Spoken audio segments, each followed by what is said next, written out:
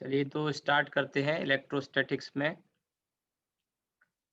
मैंने electric field पर काफ़ी सारे फॉर्मूले और क्वेश्चंस करा दिए। अब इसी में इलेक्ट्रिक फील्ड को समझने के लिए हम उसका पिक्टोरियल रिप्रेजेंटेशन करने के लिए हम इलेक्ट्रिक फील्ड लाइंस का यूज़ करते हैं। कुछ लोग इलेक्ट्रिक फील्ड लाइंस बोलते हैं, कुछ बोलते हैं electric lines of force, but proper word जो है वो इलेक्ट्रिक फील्ड लाइन है। इलेक्ट्रिक लाइंस ऑफ फोर्स थोड़ा मीनिंगफुल भी नहीं लगता।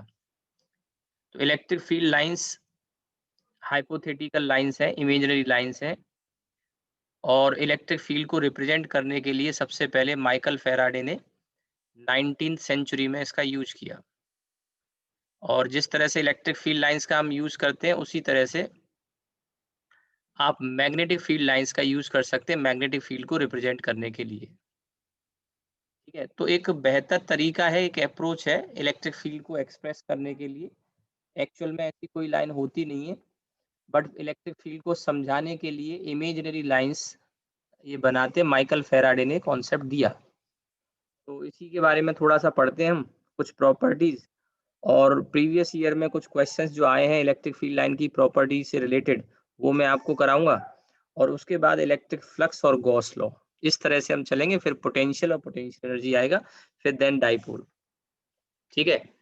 तो अब इसमें सबसे पहले तो इलेक्ट्रिक फील्ड लाइन समझते हैं। जब ये समझ में आएगा तो फ्लक्स को समझेंगे और फ्लक्स समझ में आएगा तो गॉस लॉ से आप कनेक्ट कर पाएँगे। तो अब देखिए सबसे पहले तो electric field lines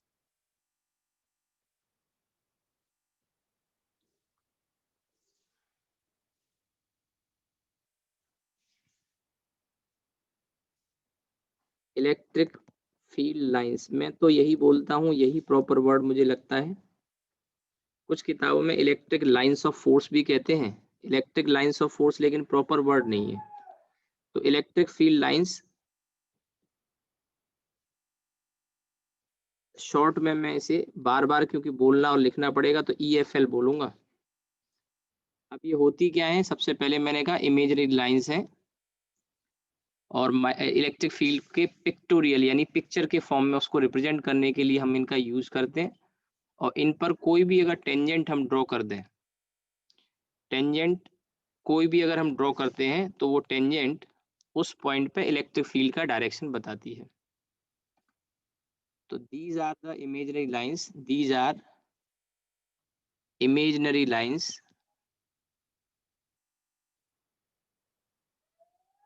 these are imaginary lines used for pictorial representation of pictorial मतलब पिक्चर के फॉर्म में pictorial representation of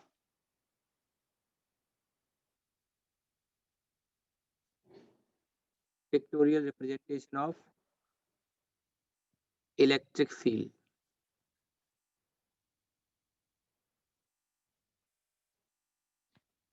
idea of EFL was given by Michael Faraday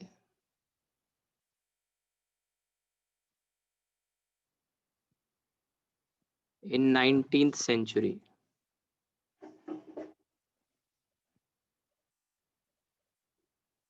ठीक है, tangent drawn at any point of these line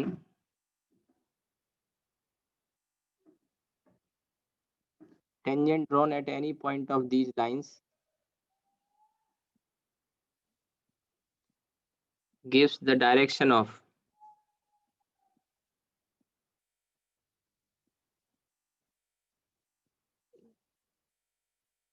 electric field intensity at that point.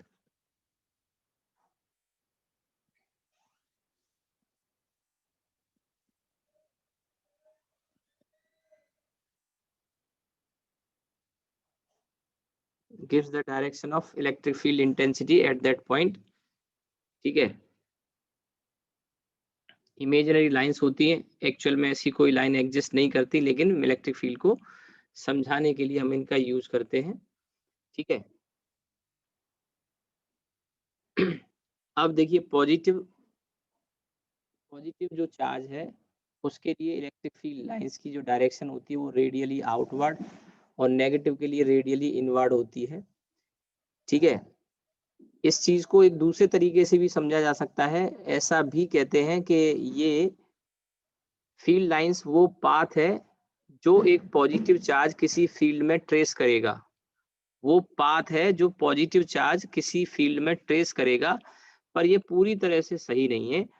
उसका कारण ये है कि अगर मान लो फील्ड वहां पे स्ट्रेट मतलब नहीं है, यानी किसी पॉइंट पर कर्व्ड है, तो जो पार्टिकल जब चल रहा होगा तो वो इनर्शिया की वजह से पाथ को एग्जैक्टली फॉलो नहीं कर पाएगा। यानी कि इलेक्ट्रिक फील्ड जिस पाथ के अलोंग एक्चुअल में एग्जिस्ट करेगा उस पाथ के अलोंग पार्टिकल चल नहीं पाएगा इनर्शिया की वजह से। तो ये डेफिनेशन जो मैं दूसरी वाली जो मैंने बताई वो प्रॉपर नहीं है। कई बार ये भी कहते हैं कि दीज आर द मतलब electric field line represent the path traced by a positive charge, traced by the positive charge moving in a moving in in an electric field. लेकिन इलेक्ट्रिक फील्ड में कोई पार्टिकल उस path पे चल पाएगा ऐसा जरूरी नहीं है। स्लोली अगर चलाया जाए किसी तरह से समहाउ तो पॉसिबल है, लेकिन अगर स्पीड अप होगा तो इनर्शिया की वजह से वो अपने पाथ से डेविएट हो जाएगा। तो कई जगह ऐसा भी किताबों में आपको मिल जाएगा, ठीक है, लिखा हुआ, लेकिन प्रॉपर नहीं है। अब देखिए इसके बाद पॉजिटिव चार्ज से जो फील्ड लाइंस हैं EFL originate radially outward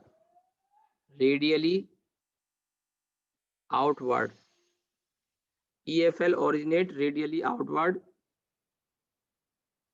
from positive charge while they terminate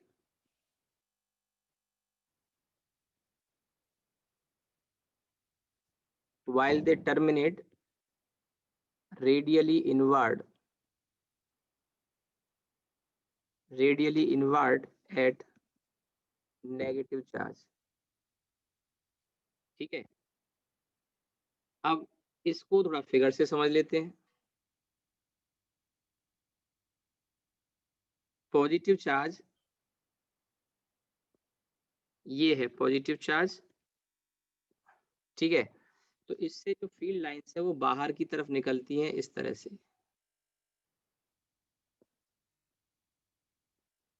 और ये लाइंस को ट्रेस करने का तरीका यही है जो मैं अभी आपको बता रहा था। इस केस में आप ऐसा कर सकते हैं कि यहाँ एक पॉजिटिव चार्ज छोड़ दें इसके पास में। जैसे ये एक चार्ज तो रखा हुआ है पहले से पॉजिटिव, इस पॉजिटिव चार्ज के पास एक दूसरा पॉजिटिव चार्ज अगर छोड़ दें तो वो पॉजिटिव चार्ज जो पाथ फॉलो करेगा, वो पॉजिटिव चार्ज जो पाथ फॉलो करेगा, that path will be the electric field line, या that path will represent the electric field lines. तो ये जो रेड में मैंने यहाँ ड्रॉ किया है ये इलेक्ट्रिक फील्ड लाइंस है, ठीक है, जो पॉजिटिव चार्ज से निकल रही है। रेडियली आउटवर्ड का मतलब है कि सर्कुलर या स्फेरिकल पैटर्न में ये निकलती हैं इसके चारों ओर, रेडियस के अलोंग। रेडियली का मतलब है रेडियस के अलोंग। दो पॉसिबिलिटी हो सकती है, या तो बाहर की तरफ या अंदर की तरफ। आप इसको इस तरह से सोच सकते हैं कि जैसे यहाँ अगर मैं एक पॉजिटिव चार्ज रख दूं इसके पास में, जैसे ये चार्ज मैंने रख दिया प्लस का, तो ये चार्ज रिपेल होके दूर जाएगा। तो जिस रास्ते से ये जाएगा, जो पाथ ये ट्रेस करेगा, यहाँ छोड़ देंगे तो ये रिपेल होके ऐसे जाएगा। यही पाथ जो होता है इसी को इलेक्ट्रिक फील्ड लाइन कहते हैं। थोड़ी देर पहले मैं एक बात आपको समझा रहा था कि इसमें ये इस तरह का स्ट्रेट लाइन अगर है या स्ट्रेट फील्ड है तो ये पार्टिकल इस पाथ को फॉलो कर पाएगा। लेकिन अगर मान लो यहाँ फील्ड इस तरह का हुआ, सपोज करिए फील्ड का डायरेक्शन, अब अगर आपने एक पार्टिकल को यहाँ छोड़ दिया, मान लो पॉजिटिव चार्ज है, तो ये पॉजिटिव चार्ज इस पाथ पे फॉलो नहीं कर पाएगा। मान के चलो यहाँ एक पॉजिटिव चार्ज रखा हुआ है पहले से, और एक पॉजिटिव चार्ज ये रख दिया हमने फील्ड लाइंस को शो करने के लिए। तो अब ये जो पॉजिटिव चार्ज है, ये पॉजिटिव चार्ज मान लो इसे जब रिपेल करेगा तो ये ऐसे करके नहीं जा पाएगा, क्योंकि एक्सेलरेट जब करेगा, स्पीड अप जो होगा, तो स्पीड अप होने की वजह से एग्जैक्टली इस पाथ को फॉलो ना करके थोड़ा सा इससे डेविएट कर जाएगा, डेविएट कर जाएगा। ठीक है, स्पीड अप अगर होगा तो। अब आपको इसमें जो बात समझनी है वो ये है कि जैसे कई बार किताबों में ये लिखा होता है कि जो इलेक्ट्रिक फील्ड लाइंस हैं ये वो पाथ ट्रेस करती हैं जो कि कोई पॉजिटिव चार्ज फील्ड में फॉलो करता है। तो वास्तव में पाथ तो ये होना चाहिए था इसमें, ये वाला। लेकिन पॉजिटिव चार्ज है या negative charge, whatever the charge, जब वो एक्सेलरेट करेगा, स्पीड अप होगा, तो वो उस पाथ पे चल नहीं पाएगा, कर्वेचर को फॉलो नहीं कर पाएगा, क्योंकि बाहर की तरफ एक फोर्स एक्सपीरियंस करेगा सेंट्रीफ्यूगल टाइप का, तो उस पाथ से डेविएट हो जाएगा, तो एग्जैक्ट पाथ फॉलो नहीं करता है। तो कई जगह किताबों में इस तरह की डेफिनेशन भी आपको मिलती है, लेकिन वो पाथ ट्रेस वाली बात प्रॉपर सही नहीं है। रेदर कि हम ये कहें tangent drawn at any point of these lines give the direction of electric field intensity at that point, जो मैंने लिखा है ऊपर। तो कई जगह किताबों में इस तरह का मिल सकता है, बट मैं उसको मैंने किया कि इस तरह की डेफिनेशन प्रॉपर नहीं है। अब देखिए दूसरी इसमें क्या है, ये तो हो गया रेडियली आउटवर्ड, यानी बाहर की तरफ, रेडियली आउटवर्ड। दूसरा जो केस है, नेगेटिव चार्ज है ये, और नेगेटिव चार्ज के पास अगर हम एक पॉजिटिव चार्ज रखते हैं तो वो अट्रैक्ट होके इसकी तरफ आएगा, इस तरह से। यहाँ रखेंगे तो ये इसकी तरफ आएगा, यहाँ रखेंगे तो इसकी तरफ आएगा, यहाँ रखेंगे तो इसकी तरफ आएगा, यहाँ रखेंगे तो इसकी तरफ आएगा। इस तरह से चार्ज जो है वो इसकी तरफ आएगा, ठीक है। तो ये हो गया आपका रेडियली इनवर्ड, अंदर की तरफ। आगे इसमें मैं 4-5 या जो भी है प्रॉपर्टीज आपको बताऊंगा। उन प्रॉपर्टीज पे बेस्ड क्वेश्चन आ चुके हैं मेडिकल में भी और आईआईटी में भी। तो इलेक्ट्रिक फील्ड लाइंस में बस इसकी प्रॉपर्टीज ही मेन है जो मुझे आपको बतानी है, और मोस्टली प्रॉपर्टी आप जानते होंगे। इनमें से ये पहली प्रॉपर्टी आप चाहो तो एक तरह से कह सकते हैं, और इसको हेडिंग ये यहाँ आप प्रॉपर्टीज ही दे सकते हैं, प्रॉपर्टीज ऑफ ईएफएल। पहली प्रॉपर्टी यही हो गई कि पॉजिटिव चार्ज से ये निकलती हैं बाहर की तरफ, और नेगेटिव चार्ज में ये अंदर की तरफ टर्मिनेट होती हैं, ठीक है, टर्मिनेट होती हैं। और अगर एक पॉजिटिव नेगेटिव चार्ज अगल बगल रख दिए जाएं तो पॉजिटिव से निकल के नेगेटिव पर टर्मिनेट हो जाएंगी, ठीक है। तो ये जो लाइंस होती हैं ये डिसकंटिन्यूअस लाइंस होती हैं, और ये जो डिसकंटिन्यूअस वाली बात मैंने कही ये मैग्नेटिक फील्ड लाइंस पे लागू नहीं होती। आगे हम मैग्नेटिक फील्ड भी जब पढ़ेंगे तो वहां मैग्नेटिक फील्ड लाइंस आएंगी। तो magnetic field lines continuous curve होती है, उनमें ना कोई स्टार्ट पॉइंट होता है ना कोई एंड पॉइंट होता है, तो ये दोनों में कॉन्ट्राडिक्टरी फैक्ट है, ठीक है। और वहां हम पढ़ेंगे कि मोनोपोल एग्जिस्ट नहीं करते। अब यहाँ पोल जैसे पॉजिटिव नेगेटिव चार्ज को आप कह सकते हैं, पढ़ा तो होगा मेरे ख्याल से। तो दूसरा जो पॉइंट है वो ये है, these lines are discontinuous curve. ये प्रॉपर्टीज ही मेन है, इस पे क्वेश्चन आते हैं, तो प्रॉपर्टीज आपको पता हो, याद हो, दिमाग में हो। These lines are discontinuous curve. Discontinuous curve से मतलब है कि ओरिजिनेट होती है पॉजिटिव से, originate from positive charge and terminate at negative charge, terminate at negative charge. इसको हम डायग्राम से समझ सकते हैं इस तरह से, ये पॉजिटिव चार्ज है, ये नेगेटिव चार्ज है, तो यहाँ से ये लाइन ऐसे गई, यहाँ से ये लाइन ऐसे गई, इस तरह से।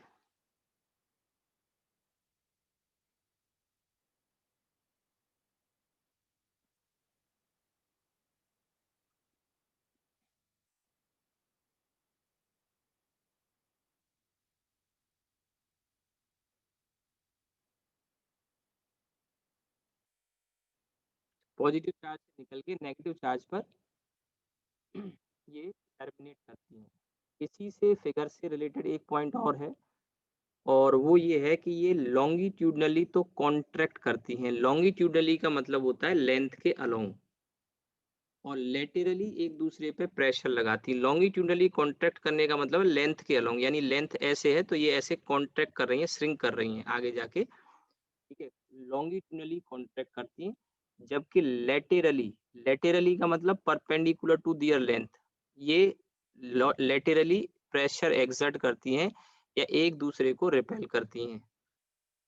ठीक है, इसको समझने के लिए एक डायग्राम मैं यहाँ और बनाता हूँ। जैसे एक पॉजिटिव चार्ज है और ये भी दूसरा एक पॉजिटिव चार्ज है, तो इनमें रिपल्शन होगा।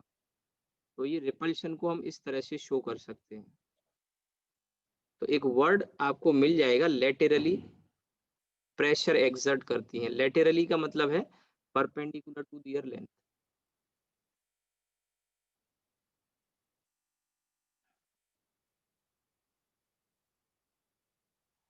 ठीक है, इस तरह से।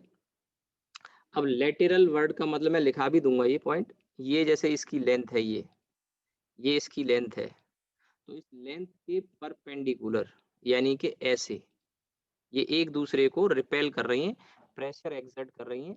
तो let they laterally exert pressure on each other, लिखा हूं अभी ये पॉइंट, लेंथ के परपेंडिकुलर। और ऊपर वाले फिगर में ये कॉन्ट्रैक्ट करती हैं लेंथ के अलोंग, तो they contract longitudinally while they exert pressure laterally. ये वर्ड आ जाएगा, पूछ लेगा इसमें से ट्रू फॉल्स या फिर मतलब स्टेटमेंट कौन सा सही है, इस तरह का भी पूछ सकता है। ठीक है, तो ये जो फिगर मैंने बनाए हैं इसी फिगर से रिलेटेड फिर ये पॉइंट EFL contracts longitudinally.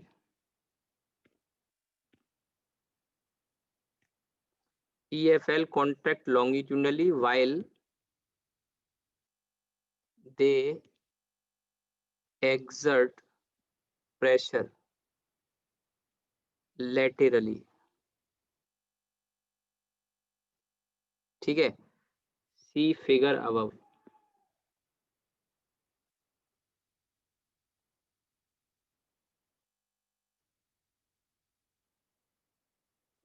ठीक है, दूसरा पॉइंट ये हो गया इसमें। ये डिसकंटिन्यूअस कर्व होती है, ये ऊपर मैंने आपको लिखाई दिया। और इसमें एक बात और भी चाहो तो आप ऐड कर सकते हैं, यानी कि ये लूप कभी फॉर्म नहीं करेंगी, लूप नहीं बनाती है कभी भी। लूप बनाने से मतलब है मैग्नेटिक फील्ड लाइंस लूप बनाती हैं। जैसे मैग्नेट के अंदर जब आप मैग्नेटिक फील्ड लाइन शो करते हैं तो नॉर्थ पोल से निकल के साउथ पोल होते हुए अंदर फिर साउथ से नॉर्थ की तरफ आती हैं, तो क्लोज लूप बनती हैं। बट ये डिसकंटिन्यूअस कर्व होते हैं तो कई बार ये वर्ड भी यूज कर लेगा कि लूप नहीं बनाती हैं। They do not form close loop. ठीक है, they do not form close loop. Next point, properties. कोई भी दो लाइन और इसमें ये EFL are smooth curve, smooth curve, that is they do not bend sharply, यानी कि बहुत शार्प मुड़ती नहीं है, they do not bend sharply। ठीक है, यानी इनमें कॉर्नर्स नहीं होते, ऐसा कह सकते हैं। इस तरह की लाइंस होती हैं स्मूथ, ऐसी नहीं होती। इस तरह की लाइंस नहीं होती, ऐसी होती हैं, कॉर्नर नहीं होने चाहिए। दे डू नॉट बेंड शार्पली, एकदम से नहीं मुड़ती। अब इसका कारण क्या है कि अगर कहीं कॉर्नर आ जाएगा, यानी कि दे डू नॉट बेंड शार्पली, यानी कि डू नॉट हैव कॉर्नर, इनमें कॉर्नर नहीं होते, कोने नहीं होते। उसका कारण ये है कि अगर कॉर्नर आ जाएगा तो वहां पे एक से ज्यादा टेंजेंट खींची जा सकती है। एक टेंजेंट ऐसे हो गई ब्लैक में जैसे लाइन खींची तो इलेक्ट्रिक फील्ड की डायरेक्शन इधर आएगी। एक दूसरी टेंजेंट हम खींचेंगे तो वो फिर इधर आएगी, तीसरी टेंजेंट खींचेंगे तो ऐसे। तो कॉर्नर पॉइंट्स पर काफी सारी टेंजेंट खींची जा सकती हैं, एक से ज्यादा टेंजेंट खींची जा सकती हैं। और इसलिए वहां डिफरेंट डिफरेंट डायरेक्शन आएंगे। जबकि मैंने बताया था किसी भी पॉइंट पे अगर आप टेंजेंट खींचोगे तो वहां इलेक्ट्रिक फील्ड का जो डायरेक्शन मिलेगा वो यूनिक होगा। जैसे यहाँ अगर आप खींचेंगे तो इलेक्ट्रिक फील्ड का डायरेक्शन यूनिक है ये, अगर आप यहाँ खींच रहे हैं तो इलेक्ट्रिक फील्ड का डायरेक्शन यूनिक है। तो कॉर्नर नहीं होते। ठीक है, इसी से रिलेटेड एक और पॉइंट है, कभी भी दो लाइन एक दूसरे को, दो तीन या जो जो है वो कभी भी कट नहीं करती। क्योंकि जहां कट करेंगी वहां एक से ज्यादा टेंजेंट खींची जा सकती है। तो टू और मोर लाइन्स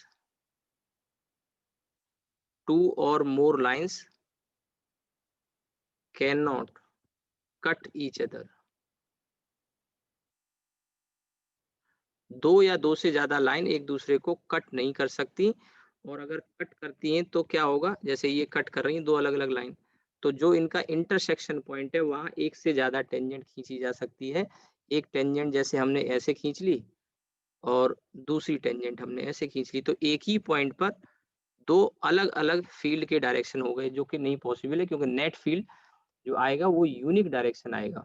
तो कभी भी दो लाइन एक दूसरे को कट नहीं करती। ठीक है। अगला पॉइंट, जितना स्ट्रॉन्ग फील्ड होगा, या हम कहें जितनी ज्यादा लाइंस होंगी, फील्ड उतना ही स्ट्रॉन्गर होगा। यानी कि नंबर ऑफ फील्ड लाइंस हमें बताती हैं कि इलेक्ट्रिक फील्ड इंटेंसिटी कितना ज्यादा या कम है। तो electric number of EFL represent number of EFL represent the strength of electric field. More is the number of EFLs, more will be the strength of electric field. More will be the strength of electric field. अब इसको आप इस तरह से समझ सकते हैं, जैसे कि ये एक फिगर है और एक पॉइंट है ए और एक पॉइंट है बी। एक ये फिगर है, एक पॉइंट है सी और एक पॉइंट है डी, और एक ये फिगर है, एक पॉइंट है ई और एक पॉइंट है एफ।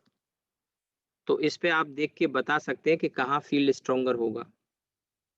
तो ए पॉइंट और बी पॉइंट में अगर आप देखें तो ए पॉइंट पे लाइन पास पास है, तो यहाँ ज्यादा डेंसिटी है। बी पॉइंट पे दूर दूर है, तो मैं ये कह सकता हूँ कि ए पॉइंट पे फील्ड बी पॉइंट से ज्यादा होगा। सी और डी पे देखें तो लाइन इक्वली स्पेस्ड है, पैरेलल लाइंस हैं, तो सी पे फील्ड और डी पर फील्ड बराबर होगा।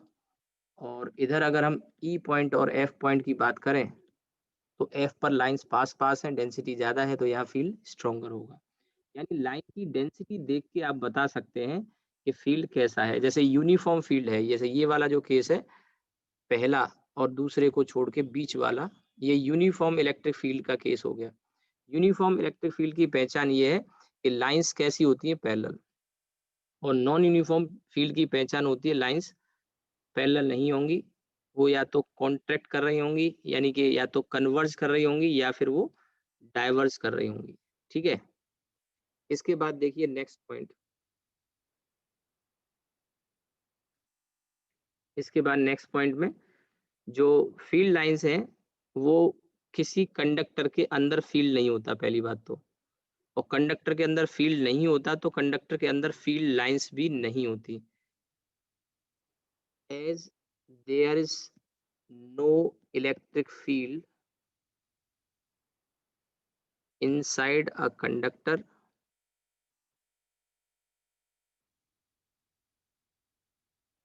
as there is no electric field inside a conductor, therefore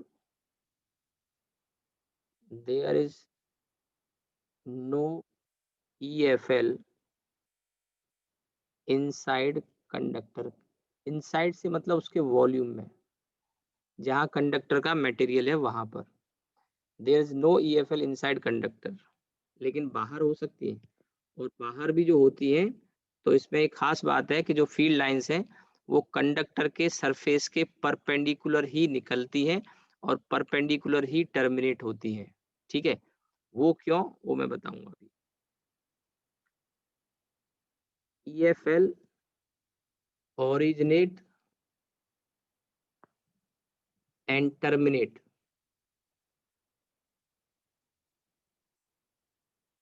perpendicularly, EFL originate and terminate perpendicularly at the surface of a charged conductor.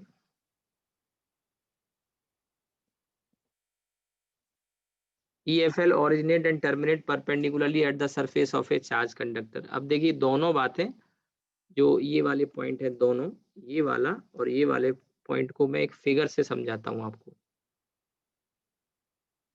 जैसे मान लीजिए यहाँ एक चार्ज प्लेट है, सपोज करिए ये पॉजिटिव चार्ज है,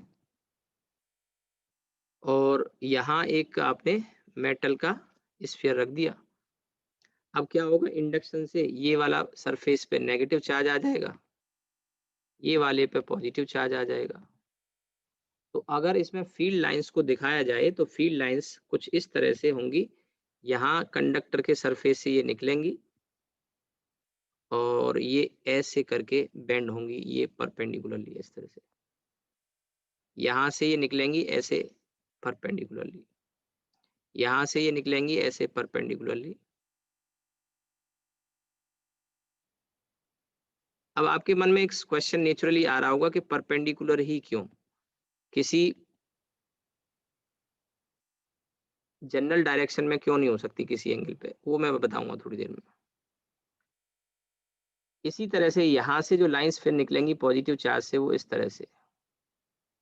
और ये जो छोटी छोटी बातें आपको लग रही हैं ओबियस ही हैं, इस पे क्वेश्चन आ चुके हैं प्रीवियस ईयर के, आप पेपर उठाओ, आपको काफी सारे क्वेश्चन मिलेंगे और वहाँ फिगर बने हुए आते हैं, उनमें से पूछता है कि किस फिगर में सही लाइंस को शो किया गया है। अगर ये छोटी छोटी बारीकियां अगर आपने नोटिस नहीं की तो क्वेश्चन आपसे नहीं होना है पक्का। ये प्रॉपर्टीज है, आपको आती है बहुत अच्छी बात है, नहीं आती है तो आपको ये प्रॉपर्टीज समझनी चाहिए। ये जो मैं बता रहा हूँ छोटे छोटे पॉइंट्स, इन पे क्वेश्चन आए हैं, आप प्रीवियस ईयर के पेपर उठा के देखो, कई सारे क्वेश्चन आ चुके हैं।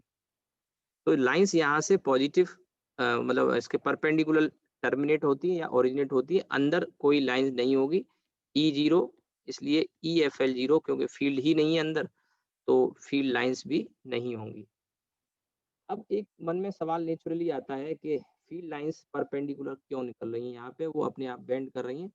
तो इसको समझने के लिए, जैसे कोई भी आर्बिट्री शेप का कंडक्टर जैसे ये है, ठीक है, मैंने हो सकता है पीछे कभी जब चार्ज के बारे में पढ़ाया होगा तो मैंने कहा होगा, आपको बताया भी होगा कि जो हम चार्ज देते हैं वो बहुत तेजी से डिस्ट्रीब्यूट होता है, इसके ऊपर बहुत तेजी से घूमता है और फिर उसके बाद में एक इलेक्ट्रोस्टैटिक इक्विलिब्रियम सिचुएशन आ जाती है जहां चार्ज जाके रुक जाता है। जो नुकीले पॉइंट्स होते हैं वहां पे चार्ज की डेंसिटी ज्यादा होती है और जो फ्लैट वाले सरफेस होते हैं वहां डेंसिटी कम होती है।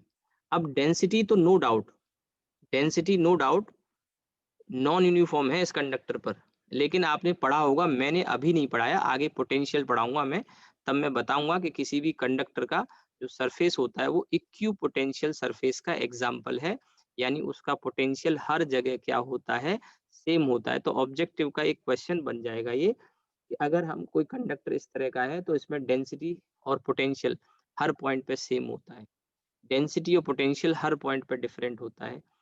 फिर कहेगा डेंसिटी डिफरेंट होती है but potential same at all point, तो यही वाले पॉइंट सही हो जाएगा। पोटेंशियल हर जगह सेम होता है, चार्ज का डिस्ट्रीब्यूशन या चार्ज की जो डेंसिटी है वो सेम नहीं होती अगर इस तरह का कंडक्टर है तो।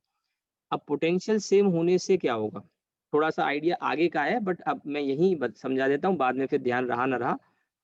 तो कंडक्टर के कोई भी दो पॉइंट आप ले लें, जैसे ये पॉइंट ले लिया और एक ये पॉइंट ले लिया, तो इनका पोटेंशियल जो होगा वो बराबर होगा। अगर यहाँ का पोटेंशियल V है तो यहाँ का पोटेंशियल भी V होगा। ये आपको थोड़ा बहुत पहले से पता होगा क्योंकि अब 12th में पहली बार तो पढ़ नहीं रहे, टारगेट के बच्चे हो आप, तो ये सब चीजें जानते हो कि कंडक्टर का सरफेस एक इक्यू पोटेंशियल सरफेस का एग्जाम्पल है। हम ये भी जानते हैं, आगे पोटेंशियल आएगा तो मैं बताऊंगा अभी, कि जो इलेक्ट्रिक फील्ड की डायरेक्शन होती है, इलेक्ट्रिक फील्ड की डायरेक्शन होती है वो हाई पोटेंशियल से लो पोटेंशियल होती है। तो आप यहाँ देखो ये दोनों पोटेंशियल तो बराबर हो गए, यानी पोटेंशियल डिफरेंस इन दोनों पॉइंट्स के बीच में क्या हो गया, जीरो हो गया, यानी इस डायरेक्शन में तो इलेक्ट्रिक फील्ड होगा ही नहीं। या एक पॉसिबिलिटी दूसरी तरीके से इसी बात को समझो, दूसरे तरीके से मान लेते हैं इलेक्ट्रिक फील्ड ऐसे है, सपोज करिए इलेक्ट्रिक फील्ड ऐसे है, तो इस इलेक्ट्रिक फील्ड के दो कंपोनेंट हमने कर लिए, एक इस डायरेक्शन में पैरेलल और एक इस डायरेक्शन में परपेंडिकुलर। ये जो सॉरी परपेंडिकुलर, ये जो पैरेलल वाला है ये पता है क्या करेगा, जब चार्ज शुरू में आपने दिया होगा तभी तो इलेक्ट्रिक फील्ड आएगा। तो ये जो पैरेलल वाला क्या करेगा, उस चार्ज को फोर्स लगा के खींचेगा और तब तक घुमाता रहेगा, तब तक घुमाता रहेगा, तब तक घुमाता रहेगा, जब तक कि हर पॉइंट का पोटेंशियल सेम नहीं हो जाता। क्योंकि हम पीछे पढ़ चुके हैं, थोड़ा बहुत आइडिया है कि चार्ज हाई पोटेंशियल से लो पोटेंशियल की तरफ मूव करता रहेगा। अब क्योंकि इलेक्ट्रिक फील्ड है तो जाहिर सी बात है, ये पॉइंट नंबर एक, थोड़ा बड़ा कर देता हूँ, ये पॉइंट नंबर एक और पॉइंट नंबर दो मान लेते हैं। पहले इलेक्ट्रिक फील्ड जो मैंने दिखाया इसी डायरेक्शन में, जनरल डायरेक्शन में था इलेक्ट्रिक फील्ड, तो दो कंपोनेंट हमने किए, एक पैरेलल वाला एक परपेंडिकुलर वाला। ये जो पैरेलल वाला कंपोनेंट है, ये पैरेलल वाले कंपोनेंट से मैं ये कह सकता हूँ अभी टेम्परेरीली कि यहाँ का पोटेंशियल एक नंबर का और दो नंबर का सेम नहीं होगा, एक नंबर का ज्यादा होगा, क्योंकि हाई से लो की तरफ फील्ड का डायरेक्शन होता है। और अब क्योंकि फील्ड है तो ये क्या करेगा, चार्ज को खींचेगा और चार्ज को मूव कराएगा, तब तक मूव कराएगा जब तक कि सारे पॉइंट का पोटेंशियल सेम नहीं हो जाता। और जब तक नहीं होगा तब तक चार्ज मूव करता रहेगा इस पे सरफेस पे। मैंने कहा ना, जब शुरू में चार्ज देते हैं बहुत तेजी से इस पे मूव करता है और इलेक्ट्रोस्टैटिक इक्विलिब्रियम आने तक मूव करता रहता है। और तब तक जब तक हर पॉइंट का पोटेंशियल सेम नहीं हो जाता, तब तक ये इलेक्ट्रिक फील्ड का कंपोनेंट एग्जिस्ट करेगा। और एग्जिस्ट करेगा तो ये चार्ज को सेटल करता रहेगा। एक समय आएगा जब हर पॉइंट का पोटेंशियल बराबर हो जाएगा, V1 और V2 बराबर हो जाएंगे। और जब डेल्टा V 0 हो गया, तो हम फॉर्मूला एक पढ़े तो होंगे, मैं बताऊंगा आगे, E equals to delta V by D. तो डेल्टा V जब 0 हो गया तो E 0 हो गया, यानी कि ये जो पैरेलल वाला कंपोनेंट है ये 0 हो जाता है। तो फिर बचता कौन सा है, केवल परपेंडिकुलर वाला, ये वाला कंपोनेंट बचता है। तो ये बात किसी भी कंडक्टर के लिए ट्रू है, ध्यान रखना। नॉन कंडक्टर में तो हो सकता है पैरेलल कंपोनेंट, क्योंकि वहां चार्ज मूव नहीं कर सकता और वहां हर एक पॉइंट का पोटेंशियल नॉन कंडक्टर के सरफेस का सेम होगा, जरूरी नहीं है। तो ये बात परपेंडिकुलर कंपोनेंट इलेक्ट्रिक फील्ड का आएगा, या मैं कहूँ टोटल इलेक्ट्रिक फील्ड परपेंडिकुलर ही आएगा, पैरेलल नहीं होगा। That is true for a conductor only. I hope कि मेरी बात शायद आपको समझ में आ गई होगी। तो इसीलिए कंडक्टर के लिए मैंने कहा है कि कंडक्टर के सरफेस से परपेंडिकुलर निकलता है फील्ड लाइंस और परपेंडिकुलर ही टर्मिनेट होती है। ठीक है, तो ये कुछ प्रॉपर्टीज हैं जो मैंने आपको लिखाई। अगर कुछ रह गया है किसी का, लेट ज्वाइन करे हैं, आप देख लो शुरू से, मैं एक बार और दिखा देता हूँ, फिर मैं इस पे क्वेश्चन कराता हूँ प्रीवियस ईयर के कुछ आईआईटी वगैरह के क्वेश्चन। ठीक है, ये मैंने यहाँ से इलेक्ट्रिक फील्ड लाइंस पढ़ाया और इलेक्ट्रिक फील्ड लाइंस में ये इसकी कुछ प्रॉपर्टी बताई। अब मैं इसमें आगे आपको क्वेश्चंस बताने जा रहा हूँ। और बहुत ही अच्छे सवाल, सिंपल सवाल आए हैं, एनसीईआरटी में भी, एक्सरसाइज में भी आपको दिख जाएंगे। आप एक्सरसाइज अगर खोलोगे उसमें भी इलेक्ट्रिक फील्ड लाइंस पे कुछ क्वेश्चंस आपको दिख जाएंगे। ठीक है,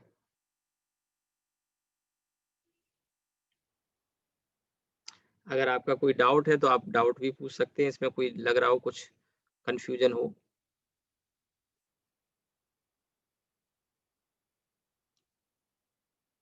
अब मैं आता हूँ इसमें क्वेश्चंस, किस टाइप के क्वेश्चन पूछे गए हैं, एक दो क्वेश्चन करा देता हूँ और बाकी आप करेंगे खुद से। प्रीवियस ईयर के उसमें मिल जाएंगे आपको क्वेश्चन, आईआईटी में ही ज्यादा है, मेडिकल वगैरह में तो कुछ खास दमदार सवाल नहीं आए। ठीक है, तो अब देखिए इसमें एग्जाम्पल लेते हैं।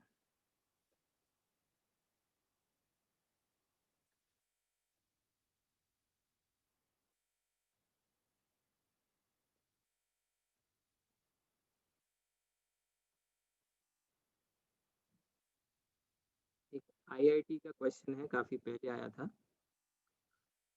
3 identical point charges, 3 identical point charges are kept at the corners of an equilateral triangle. Equilateral triangle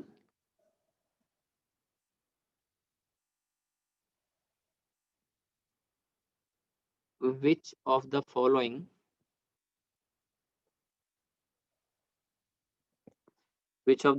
figure correctly shows EFL, electric field lines को। इन 4 फिगर में दे रहा हूं, ABCD 4 ऑप्शन है, इनमें से कौन सा फिगर सही इलेक्ट्रिक फील्ड लाइन के पैटर्न को शो करता है, ये आपको बताना है। तो इसमें ये एक फिगर, 3 चार्ज हैं, आइडेंटिकल हैं, ठीक है। ये है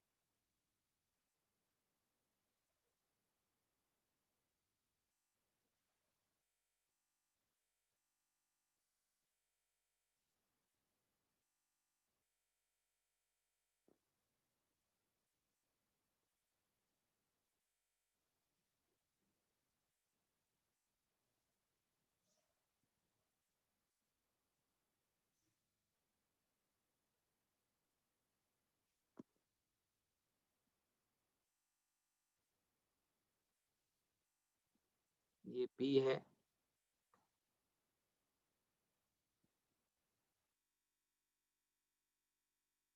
इसके बाद C और D।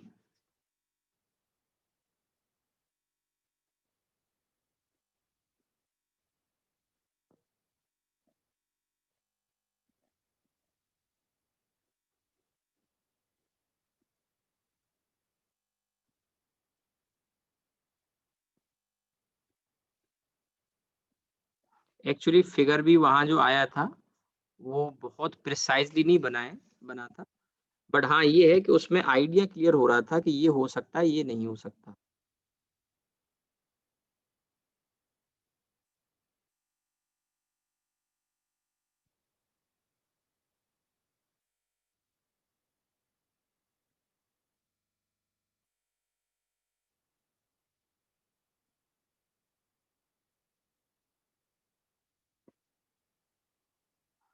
तो ये 4 ऑप्शन आपको दिए हैं, मैं यहाँ से आपको अलाउ कर देता हूँ, आप बोल के बता सकते हैं। सर सी। सी वाला, कैसे सी वाला होगा? ए वाला, बी वाला, डी वाला क्यों नहीं?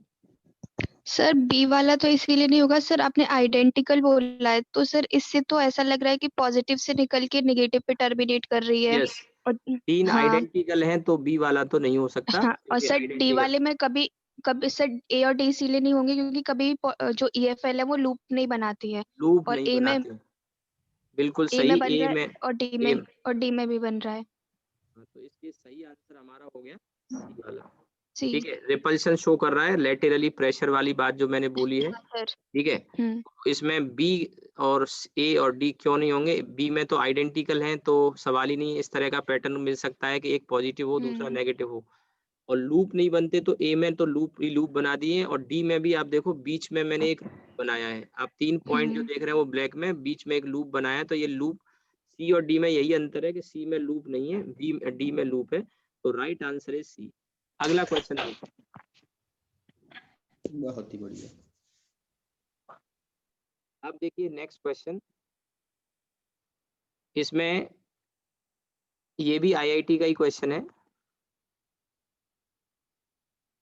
A metal sphere is kept, a metal sphere is kept in an external electric field, which line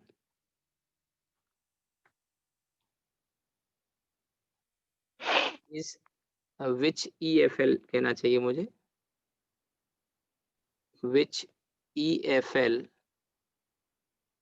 is correctly shown?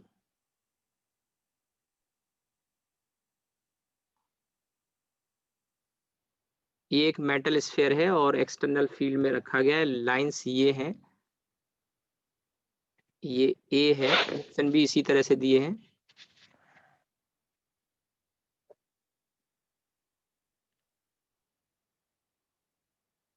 ये बी वाला ऑप्शन है,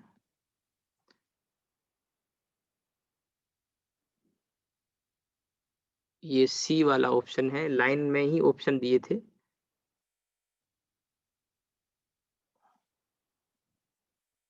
और ये डी वाला ऑप्शन है। इन 4 में से पूछा गया है कि ये मेटल का स्फीयर है, इसको अगर एक्सटर्नल फील्ड में हम रखते हैं तो इनमें से सही इलेक्ट्रिक फील्ड लाइंस जो शो करी गई है वो कौन सी है? डी वाला। Sir D. डी वाला। डी। डी वाला कैसे हो सकता है? Sir B. परपेंडिकुलरली कर रहा है। परपेंडिकुलरली कर रहा है। एक पहला ए वाला ऑप्शन में तो लाइन अंदर से जा रही है, जबकि हाँ। पता है कि मेटल के अंदर नहीं हो सकती। ए इसलिए गलत हो गया। सी बी, भी गलत। सी बाईपास कर रहा है, ऐसा नहीं होता, क्योंकि जब फील्ड में रखेंगे ऊपर, ये जो फिगर मैंने बनाया ये वाला आप देखिए, इस फिगर में आप देखेंगे जब फील्ड में रखेंगे तो इंडक्शन से एक सरफेस पे नेगेटिव अगर आएगा तो दूसरे पे पक्का पॉजिटिव आएगा। तो लाइन बच के नहीं जा सकती, एक तरफ एंड करेंगी तो दूसरी तरफ से ओरिजिनेट भी करेंगी, सी नहीं हो सकता। सवाल आता है कि बी और डी में डी ही क्यों? क्योंकि मैंने आपको बताया था कि परपेंडिकुलर सरफेस के जाती हैं। तो ये फिगर को अगर आप ध्यान से देखोगे, थोड़ा और मैं बड़ा कर देता हूँ, तो आप देखोगे ये एंगल 90 नहीं है, जबकि ये 90 दिख रहा है, ये Yes, वाला sir. 90 दिख रहा है। So the right answer is D. जी। ठीक है, तो ये आप इस तरह के क्वेश्चन आपको एनसीईआरटी में भी दे रखे हैं, आप उसको ट्राई कर लेना। और भी आईआईटी में प्रीवियस ईयर के आए हैं, कुछ आप ट्राई करेंगे। ठीक है, अब आते हैं हम इसके बाद इलेक्ट्रिक फ्लक्स पर, आप नोट कर लो इसको। इलेक्ट्रिक फ्लक्स इसी से रिलेटेड है, तो पहले मैंने फील्ड लाइंस बताई, अब फ्लक्स बताऊंगा, फिर उसके बाद हम आएंगे गॉस लॉ पर, उसके बाद पोटेंशियल, पोटेंशियल एनर्जी, और देन डाइपोल, फिर कैपेसिटर आएगा आपका।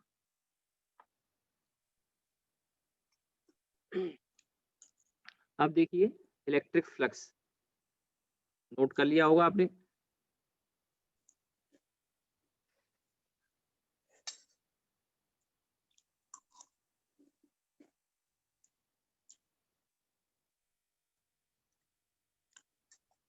इलेक्ट्रिक फ्लक्स के 3 फॉर्मूले हैं और सिचुएशन बेस्ड है, अगर यूनिफॉर्म है, नॉन यूनिफॉर्म है, या क्लोज सरफेस से है। गॉस लॉ जब हम पढ़ते हैं तो गॉस लॉ में क्लोज सरफेस से फ्लक्स का फॉर्मूला हम देते हैं। तो पहले हम वो 3 फॉर्मूले जानेंगे और फ्लक्स है क्या ये जानेंगे। तो फ्लक्स हमें बताता है कि किसी सरफेस से परपेंडिकुलरली कितनी लाइंस निकल रही हैं, फील्ड लाइंस कितनी निकल रही हैं परपेंडिकुलरली। ध्यान रहे परपेंडिकुलरली निकल रही हैं, ये बोला है मैंने, यूनिट एरिया से नहीं बोला। ठीक है, so electric flux represent the number of electric field line passing through an area normally, an area not unit area. ठीक है, और मैथमेटिकली इसके 3 फॉर्मूले हैं, तीनों में बताऊंगा, मिलते जुलते ही है, और उनमें से एक गॉस लॉ में यूज होगा। फिर इस पे फ्लक्स पे भी काफी सारे क्वेश्चन बन जाते हैं, और फ्लक्स से रिलेटेड 4-5 पॉइंट हैं, वो मैं आपको बता दूंगा, तो काफी क्वेश्चन आप कर पाएंगे, कुछ मैं भी अपनी तरफ से कराऊंगा। ठीक है, तो electric flux phi, it represent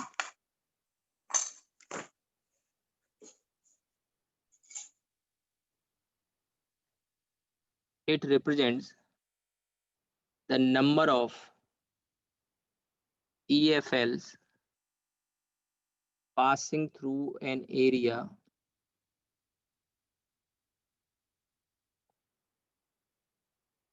normally.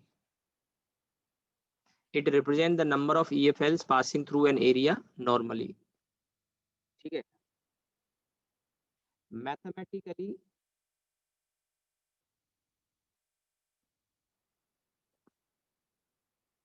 Mathematically it is defined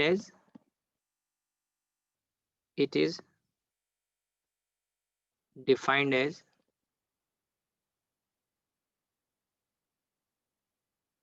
और फॉर्मूला है एक तो पहला E डॉट ए।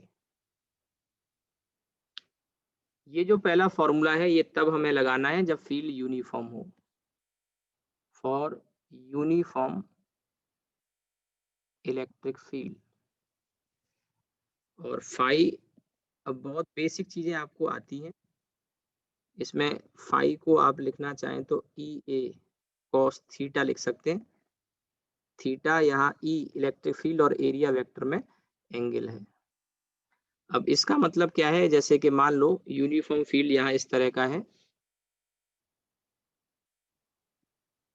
और एक एरिया वेक्टर हमने ये ले लिया इस तरह से, ये कोई एरिया है और एरिया वेक्टर की डायरेक्शन तो आप जानते हो इसके प्लेन के परपेंडिकुलर होती है, तो ये ए वेक्टर है और ये आपका ई वेक्टर है, तो दोनों के बीच में ये जो एंगल है, this angle is actually theta, E और ए के बीच में ये एरिया है। ये जो डिस्क टाइप का मैंने ले लिया है, आप डिस्क ले लो, स्क्वायर ले लो, कैसा भी कोई एरिया गिवन होगा। यूनिफॉर्म फील्ड है, तो यूनिफॉर्म फील्ड के लिए फाई का फॉर्मूला ई डॉट ए। आप जानते हैं दो वेक्टर का डॉट प्रोडक्ट एक स्केलर आता है, तो ये स्केलर क्वांटिटी है flux. Flux is a scalar quantity, ठीक है, कोई डायरेक्शन फ्लक्स का नहीं होगा, बट यहाँ इलेक्ट्रिक फील्ड का डायरेक्शन होता है। एरिया वेक्टर की डायरेक्शन इसके सरफेस के जो प्लेन है उसके परपेंडिकुलर। तो ये पहला जो फॉर्मूला मैंने लिखा है वो यूनिफॉर्म इलेक्ट्रिक फील्ड के लिए है। दूसरी सिचुएशन है, अगर नॉन यूनिफॉर्म हो तो फिर नॉन यूनिफॉर्म के लिए integral E dot D A. Integral E dot D A अगर नॉन यूनिफॉर्म फील्ड है तो हम एक छोटा सा एरिया का पैच लेंगे, जैसे मान लो ये फील्ड इस तरह से है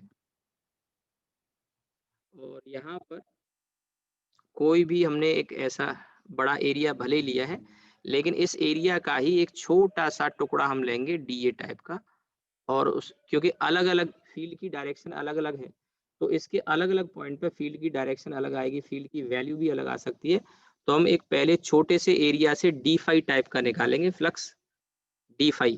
जैसे अगर मैं डी फाई लिखूं तो डी फाई होगा ई डॉट डी ए, और फिर उसमें से छोटे छोटे डी फाई जैसे मैंने अभी बताया स्केलर क्वांटिटी है, क्योंकि दो वेक्टर का डॉट प्रोडक्ट स्केलर आता है हमेशा, तो फ्लक्स इज स्केलर क्वांटिटी। तो फिर हमको यहाँ पे डी फाई जो मिलेगा वो स्केलर है, तो ऐसे छोटे छोटे टुकड़ों में से ये जो छोटा सा एक पैच मैंने दिखाया, इस तरह के पैच में से हम फ्लक्स निकालेंगे।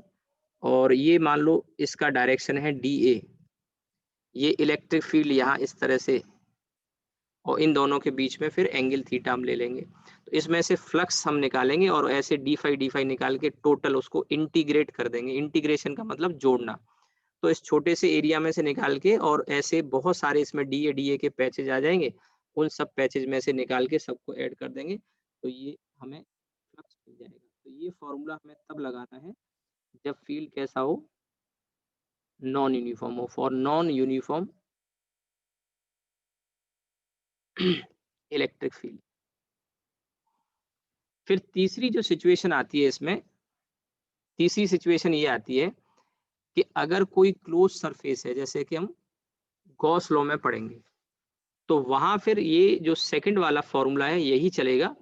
बस इसमें हम करते क्या है कि यहाँ पे क्लोज्ड इंटीग्रेशन करते हैं। वो स्टेटमेंट आगे मैं क्लोज इंटीग्रेशन का बताऊंगा, जो कि आगे गॉस लॉ में यूज होगा, ठीक है। लेकिन अगर क्लोज सरफेस, अभी जैसे मैंने ये जो एरिया लिए हैं ये सब ओपन टाइप के डिस्क टाइप के एरिया मान लो, क्लोज एरिया नहीं है, ठीक है। लेकिन अगर कोई क्लोज एरिया होता है तो फिर वहां ये गॉस लॉ का जो स्टेटमेंट है वो दिया जाता है। तो अब इसमें जो तीसरा केस है, for close surface, for close surface, ठीक है। और जैसे ये कोई भी सरफेस है, आर्बिट्ररी शेप का है, ठीक है, और इसमें से फ्लक्स पास कर रहा है, मान लीजिए यहाँ कोई चार्ज क्यू रखा है सपोज करिए, और ये ऐसे करके फील्ड लाइंस इसमें से निकल रही हैं। एक चार्ज हो सकता है, अनेक हो सकते हैं, ठीक है। तो इसमें क्या करेंगे हम, सबसे पहले ये क्लोज सरफेस है, कोई भी आकार हो सकता है,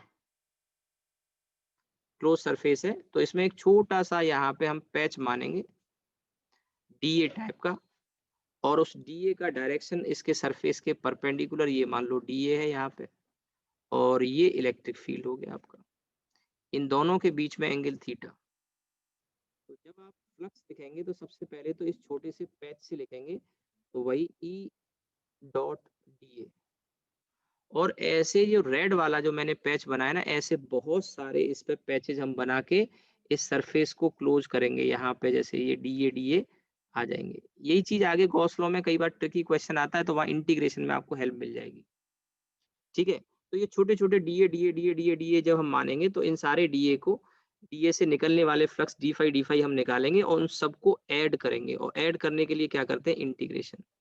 लेकिन यहाँ जो इंटीग्रेशन होने जा रहा है वो थोड़ा अलग है, वो थोड़ा अलग है। और वो इंटीग्रेशन क्या होता है कि इसमें जो इंटीग्रेशन का साइन होता है इस पे ऐसे सर्किल बना देते हैं। इस सर्किल का मतलब होता है क्लोज्ड इंटीग्रेशन, यानी इंटीग्रेशन यानी जोड़ना हम तब तक जारी रखेंगे, ये जो डीए डीए के जो पैच हैं इन सब से फ्लक्स निकाल के हम तब तक जोड़ते रहेंगे जब तक कि पूरा सरफेस बन के तैयार नहीं हो जाता कंप्लीट। इस चीज को कुछ इस तरह से आप समझ सकते हैं कि जैसे फुटबॉल आप सबने देखी होगी, फुटबॉल खेले भी होगी, तो फुटबॉल पे आपने देखा ऐसे पैचेज होते हैं पेंटागन टाइप के।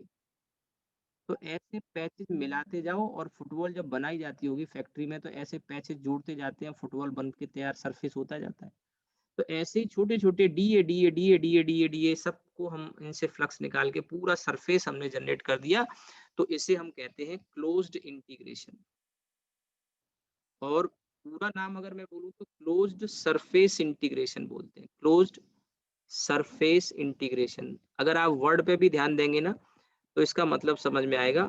इंटीग्रेशन मतलब जोड़ना, और तब तक जोड़ेंगे जब तक सरफेस क्लोज ना हो जाए, तो this is called close surface integration. और ये फॉर्मूला तब यूज करना है जब क्लोज सरफेस से हमें फ्लक्स निकालना हो। बाकी आगे हम देखेंगे कि गॉस लॉ से और एक आसान तरीका होगा, यही वैल्यू आगे हम देखेंगे कि this is equal to q in upon epsilon naught आ जाती है, वो आगे हम पढ़ेंगे गॉस लॉ में।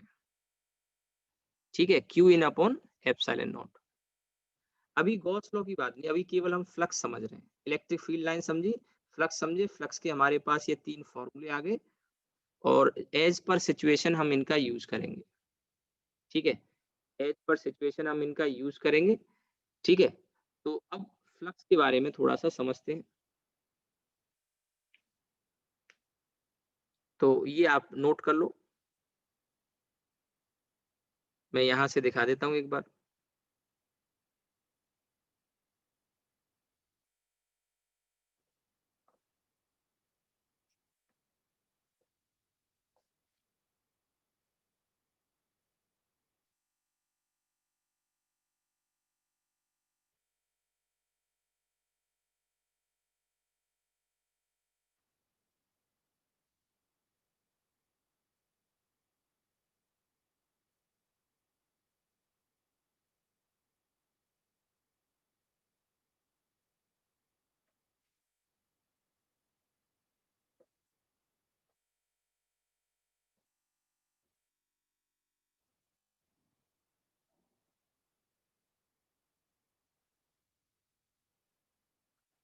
ठीक है, अब इसमें देखिए जो क्वेश्चंस बनते हैं वो गॉस लॉ के साथ और फ्लक्स को लेके बहुत अच्छे सवाल बनते हैं, गॉस लॉ और फ्लक्स को लेके। तो मैं गॉस लॉ भी आपको बताता हूँ इसी में।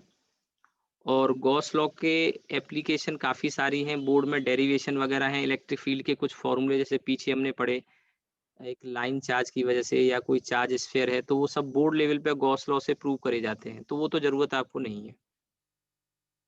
अब इसमें गॉस लॉ की लेकिन क्वेश्चंस काफ़ी सारे मिलते हैं, बढ़िया कुछ क्वेश्चन मिलते हैं। तो पहले मैं गॉस लॉ बताता हूँ, फिर फ्लक्स और गॉस लॉ के क्वेश्चन एक साथ कराऊंगा मिलते जुलते, क्योंकि बिल्कुल काफ़ी चीज़ें रिलेटेड हैं।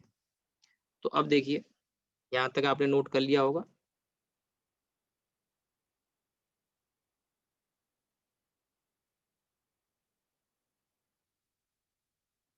गॉस लॉ, तो सबसे पहली बात गॉस लॉ में बताता क्या है, गॉस लॉ में बताता है किसी क्लोज सरफेस से कितना फ्लक्स पास कर रहा है, इसके बारे में बताता है। उसका मैथमेटिकल फॉर्म का आइडिया मैंने ऊपर आपको दिया।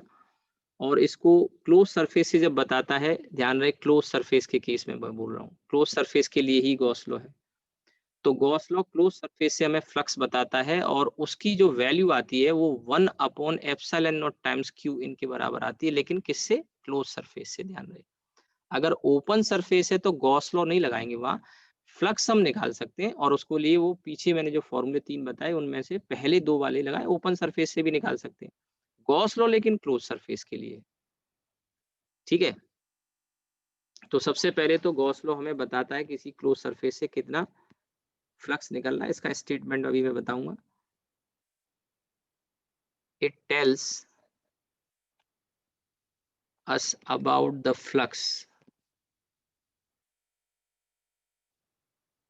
फ्लक्स या इलेक्ट्रिक फ्लक्स कह लो, इलेक्ट्रिक फ्लक्स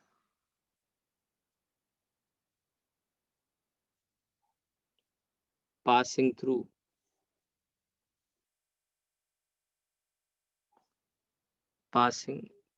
a closed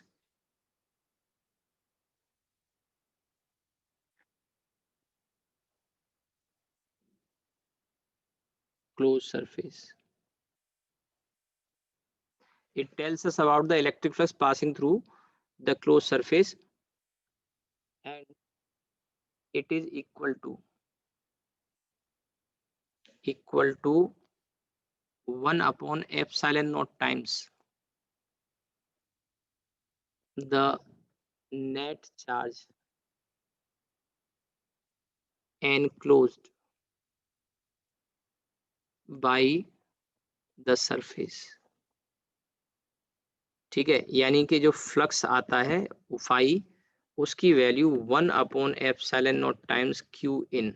इन का मतलब अंदर कितना चार्ज है, किसके अंदर, सरफेस के अंदर।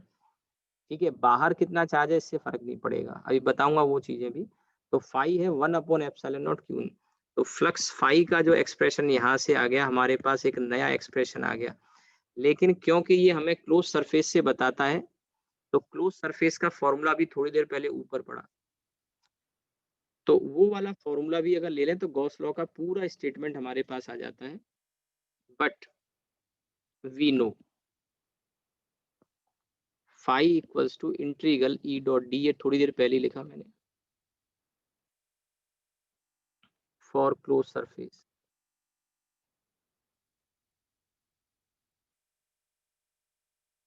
But we know phi equals to integral E dot D for close surface, therefore we can write phi equals to integral E dot D और equals to q in upon epsilon naught. ये पूरा statement आ गया एक तरह से, ये Gauss law. लेकिन क्लोज सरफेस के लिए इंटीग्रेशन के साइन पे, ये मैंने कहा बबल हम बनाते हैं, ये क्लोज सरफेस इंटीग्रेशन के लिए होता है, क्लोज सरफेस इंटीग्रेशन के लिए। इससे जुड़ी कुछ खास बातें हैं, कुछ पॉइंट्स हैं, वो जानना पहले जरूरी है, और उसके बाद हम आगे बढ़ेंगे, कुछ क्वेश्चंस वगैरह देखेंगे। अभी तो टाइम है हमारे पास 10-12 मिनट में है, तो पहले मैं इससे रिलेटेड कुछ इंपॉर्टेंट पॉइंट्स आपको बताता हूँ, और उन पॉइंट्स पे भी क्वेश्चन आपको मिल सकते हैं। ठीक है, तो एक बात यहाँ समझने की है, जैसे अगर इसी को देखें एक्सप्रेशन को ही, तो ये जो फाई की वैल्यू आई है क्लोज सरफेस से, ध्यान रहे, तो इसमें Q in upon epsilon not है, यानी सरफेस के अंदर कितना चार्ज है नेट। सरफेस कैसा है इसके बारे में कोई जानकारी नहीं है यहाँ पे। ठीक है, सरफेस कैसा है इसके बारे में कोई जानकारी नहीं है, यानी सरफेस की आकार, शेप, साइज क्या है। तो ये क्वेश्चन, अब यहाँ फिर एक क्वेश्चन बन जाता है, वो मैं अभी पॉइंट्स जो लिखा रहा हूँ उसमें आपको समझाऊंगा। ठीक है, तो आप लिखें इसमें सम इम्पोर्टेंट पॉइंट्स।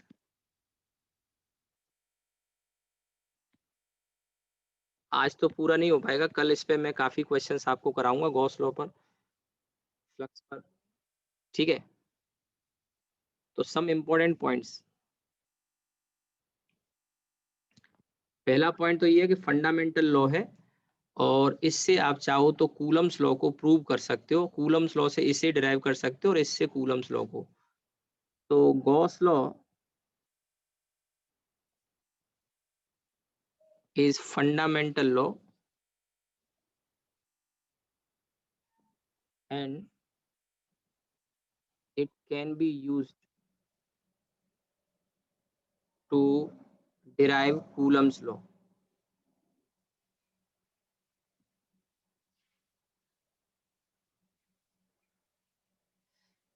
ठीक है, अब जो दूसरा पॉइंट मैं बता रहा हूँ ये बहुत खास है, इस पे आपको क्वेश्चन आपने पढ़ा जरूर होगा, 100% ये क्वेश्चन हर किताब में मिल जाएगा। देखिए यहाँ जो दो ये टर्म है, एक ये वाला टर्म और एक ये वाला टर्म, इसको लेके एक बड़ा पॉपुलर स्टेटमेंट है और वो क्वेश्चन अक्सर हर किताब में लगभग मिल जाता है, वो मैं बताने जा रहा हूँ, आपने पढ़ा भी होगा, जिनको जिनको ना पता वो ध्यान दें। ये जो दो टर्म है, ये फाई, देखो ये आपने कहा ये तीसरा टर्म, ये दोनों ही तो फाई है। पहला वाला ये जो टर्म है ये भी फाई बता रहा है, और दूसरा वाला जो टर्म है वो भी फाई बता रहा है, ये भी दोनों फाई के हैं। तो यानी आप फाई वाले टर्म को, तो ये जो फाई लिखा है ये दोनों ही फ्लक्स के लिए हैं, ठीक है ना। तो उस पर तो ध्यान देने की जरूरत नहीं, आपको ये स्टेटमेंट अब इन पे ध्यान देना है कि ये जो ई और इसकी जो एक्सप्रेशन है। तो अब देखिए इसमें क्या होता है कि जो लेफ्ट में ये LHS और ये RHS, इसमें कुछ बातें समझने की हैं कि लेफ्ट हैंड साइड में जो इलेक्ट्रिक फील्ड होता है, लेफ्ट हैंड साइड में उस इलेक्ट्रिक फील्ड में सारे चार्जेस का इलेक्ट्रिक फील्ड शामिल होता है, सारे चार्जेस का इलेक्ट्रिक फील्ड शामिल होता है, यानी जितने भी चार्ज है सरफेस के अंदर और जितने भी चार्ज बाहर हैं सबका नेट फील्ड आता है, ध्यान रहे। लेकिन जो राइट हैंड साइड है, राइट हैंड साइड में जो क्यू इन होता है, इस क्यू इन में केवल वही चार्ज इंक्लूड होते हैं जो सरफेस के अंदर होते हैं। मैं फिर से रिपीट करता हूं और इसको एक्सप्लेन भी करूंगा, क्योंकि मन में एक क्वेश्चन रह जाएगा ऐसा क्यों। जो लेफ्ट हैंड साइड है उसमें electric field is due to all the charges inside and outside, but on RHS Q in includes only those charge, या Q in is equal to the net charge only inside the closed surface। Outside जो charge होता है उस charge का कोई flux में contribution नहीं होता, इसलिए हम केवल अंदर के चार्ज को ही लेते हैं, बाहर के चार्ज का फ्लक्स में कोई कंट्रीब्यूशन नहीं होता। ये फ्लक्स ही तो है पूरा एक्सप्रेशन। अब क्यों नहीं होता वो मैं बता रहा हूँ थोड़ी देर में। ये फ्लक्स है, तो ये जो फ्लक्स है ये फ्लक्स अंदर के चार्ज की वजह से ही कुछ पास करेगा, बाहर की वजह से नहीं होगा। क्यों नहीं होगा अभी बता रहा हूँ। लेकिन ऐसा थोड़ी है कि वहां जो चार्ज अंदर और बाहर है वो फील्ड नहीं जनरेट करेंगे, फील्ड तो जनरेट करेंगे, अंदर वाला भी करेगा बाहर वाला भी करेगा। तो ये जो ई यहाँ पे लिया जाता है, ये वाला ई लेफ्ट हैंड साइड में, it is due to all the charges inside and outside. तो ये स्टेटमेंट के फॉर्म में आपको मिल जाएगा और ये आपको हर किताब में क्वेश्चन जरूर मिलेगा। तो सबसे पहले तो इस स्टेटमेंट को लिखते हैं, फिर मैं उसको थोड़ा और एक्सप्लेन करूंगा कि अंदर के चार्ज ही क्यों फ्लक्स में कंट्रीब्यूट करते हैं, बाहर के क्यों नहीं करते। तो इन expression of Gauss law,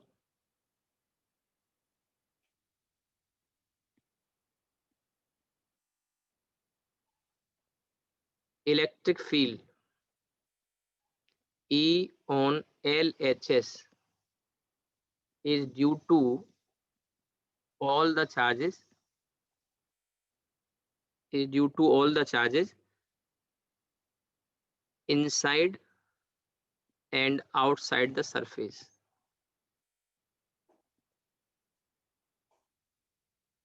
However,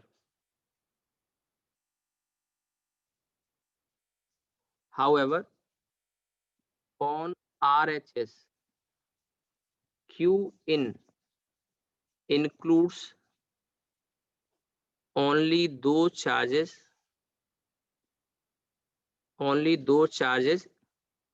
which are inside closed surface, which are inside closed surface, जो क्लोज सरफेस के अंदर होते हैं। ठीक है, तो सबसे पहले तो स्टेटमेंट आपने लिख लिया होगा या नोट कर लें। अब मैं आपको समझाता हूं कि अंदर के चार्ज क्यों ले रहे हैं, बाहर के क्यों नहीं ले रहे। गॉस लॉ फ्लक्स से रिलेटेड है। जैसे एक कोई सरफेस है, कैसा भी हो सकता है, टेढ़ा मेढ़ा भी हो सकता है। अब एक चार्ज यहाँ रख दिया आपने क्यू, तो इससे लाइंस निकलेंगी बाहर, तो फ्लक्स बाहर निकल रहा है।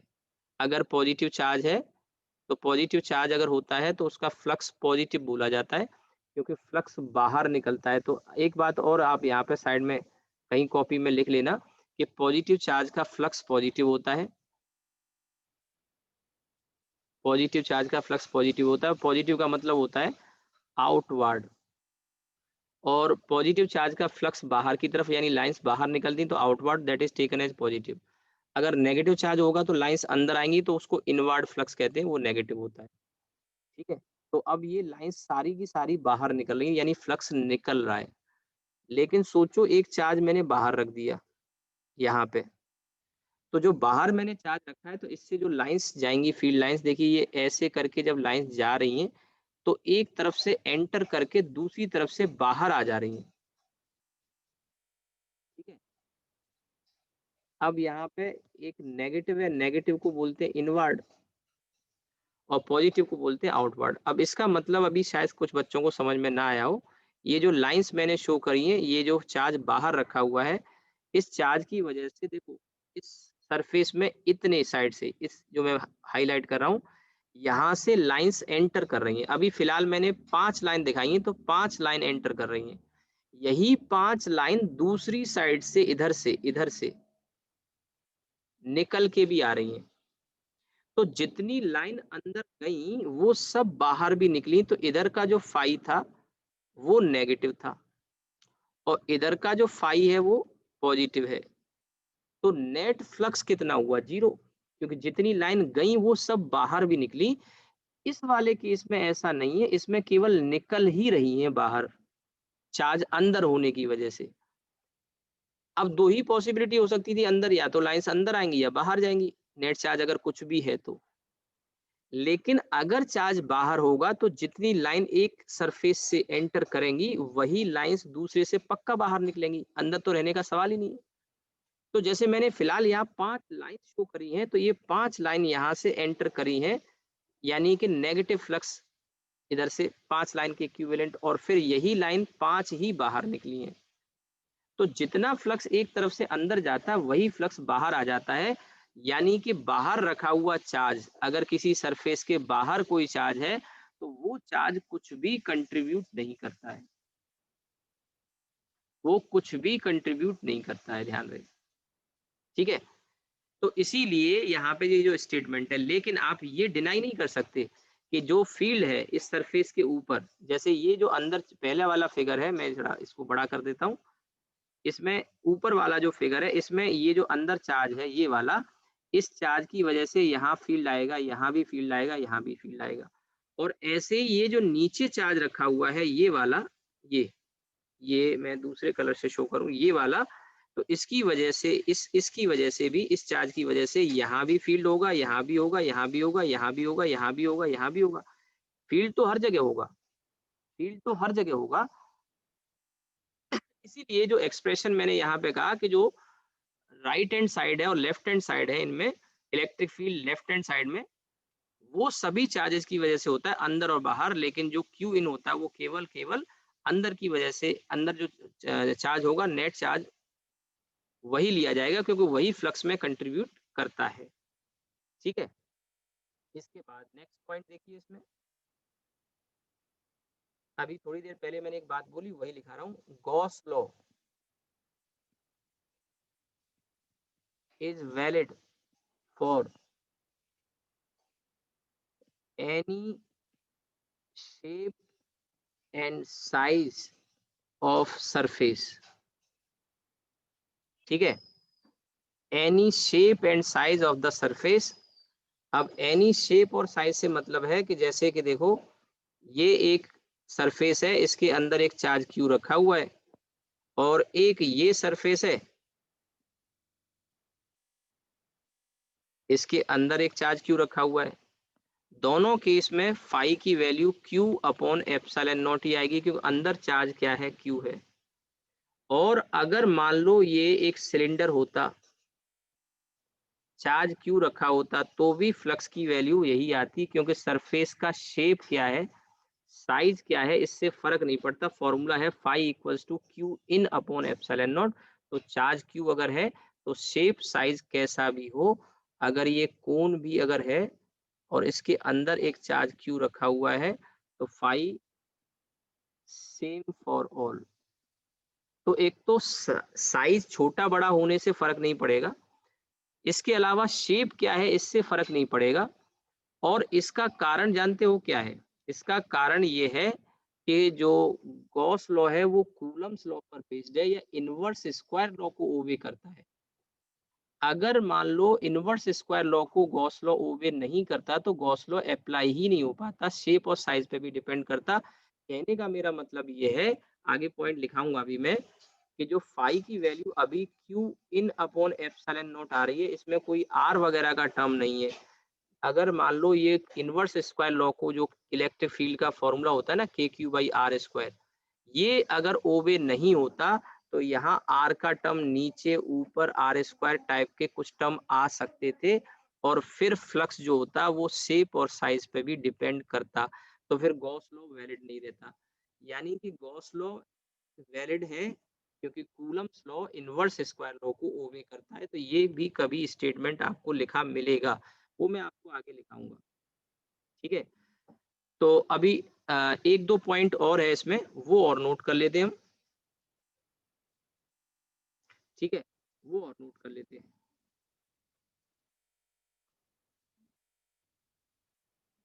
Next point,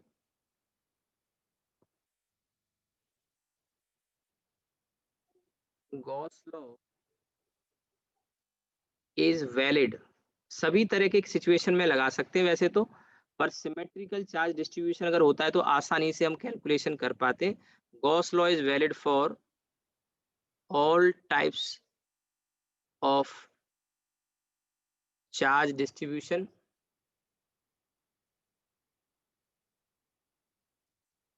however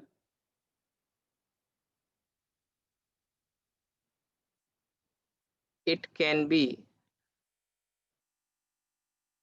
applied conveniently for symmetric charge distribution, symmetric charge distribution। ठीक है, अगला पॉइंट इंपॉर्टेंट है, ये वाला जो पॉइंट है, ये पॉइंट इसी से कनेक्टेड है, इस वाले से, और वही मैं अभी आपको जो बता रहा था, Gauss law is based on inverse square law, based on inverse square law, dependence या based on inverse square law. इसका मतलब क्या है, इसका मतलब ये है कि अगर Coulomb's law inverse square law को ओबे ना करे तो गॉस लॉ फिर वैलिड नहीं होगा, फिर वो शेप पर भी और साइज पर भी डिपेंड करेगा। फिर ये जो आ रहा है ना क्यू अपॉन एप्सिलॉन नॉट, इसमें फिर आर का टर्म आर स्क्वायर का नीचे ऊपर आ सकता है, और ये जब गॉस लॉ से हम कूलम्स लॉ प्रूव करते हैं तब वहां ये टर्म कट जाते हैं आर वाले, आपने 12th लेवल पे किया भी होगा। तो यही मैं लिख रहा हूँ, Gauss law is based on inverse square law, यानी कि if Coulomb's law,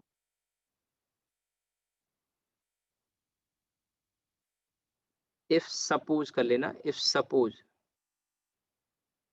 suppose Coulomb's law does not obey inverse square law, inverse square law समझते हो, फोर्स या इलेक्ट्रिक फील्ड का जो एक्सप्रेशन आता है चार्ज की वजह से, वो 1/r स्क्वायर के अकॉर्डिंग वेरी करता है। Does not obey inverse square law, मान लो अगर ऐसा हो, then Gauss law will not be valid, will not be valid, फिर गॉस लॉ वैलिड नहीं रहेगा। ठीक है, एक आखिरी पॉइंट और ये आखिरी पॉइंट पे भी क्वेश्चन मिलेगा। सवाल अब यहाँ ये आता है कि गॉस लॉ स्टैटिक चार्ज के लिए वैलिड है कि मूविंग चार्ज के लिए भी वैलिड है, यानी कि चार्ज अगर स्टैटिक है, रुके हुए हैं, तभी गॉस लॉ लगा सकते हैं, या कोई चार्ज अगर मूव कर रहा है तो भी लगा सकते हैं, ये सवाल पूछ लेगा आपसे। तो गॉस लॉ स्टैटिक के साथ साथ चार्ज इन मोशन के लिए भी वैलिड है। जैसे एक तार है और तार में करंट बह रही है, ठीक है, और आपसे कहा जाए यहाँ बाहर इलेक्ट्रिक फील्ड क्या होगा निकालो, तो आप गॉस लॉ लगा सकते हैं इसमें, क्योंकि इलेक्ट्रॉन तो फ्लो कर रहे हैं, पॉजिटिव चार्ज यानी जो आयंस है वो रेस्ट में होंगे। तो आप ऐसे गॉसियन सरफेस ड्रॉ करके यहाँ एक दिन मैंने शायद बताया भी होगा ये, कि बाहर इलेक्ट्रिक फील्ड 0 होगा, क्योंकि कंडक्टर जो होता है, ये जैसे वायर है, इस वायर में इलेक्ट्रॉन फ्लो कर रहे हैं, तो इलेक्ट्रॉन तो मूव कर रहे हैं, तो आप गॉस लॉ इसमें लगा सकते हैं। मूविंग चार्ज के लिए भी वैलिड है और स्टेशनरी चार्ज के लिए भी वैलिड है। ठीक है, तो बाहर इलेक्ट्रिक फील्ड 0 आएगा क्योंकि नेट चार्ज इसमें 0। मुझे ऐसा याद है शायद इलेक्ट्रोस्टैटिक की शुरुआत के लेक्चर में मैंने एक दिन शायद ये क्वेश्चन आपसे पूछा होगा शायद। ठीक है, तो ये आखिरी पॉइंट और इसमें हम लिख लेते हैं। Gauss law is applicable for static as well as moving charge। ठीक है, Gauss law is applicable for static as well as moving charge. चलिए आज यहाँ रुकते हैं, अब मैं कल आपको इस पे क्वेश्चंस कराऊंगा।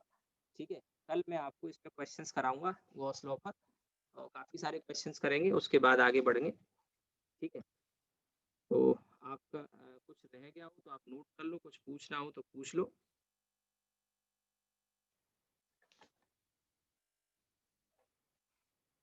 चलिए रुकते हैं।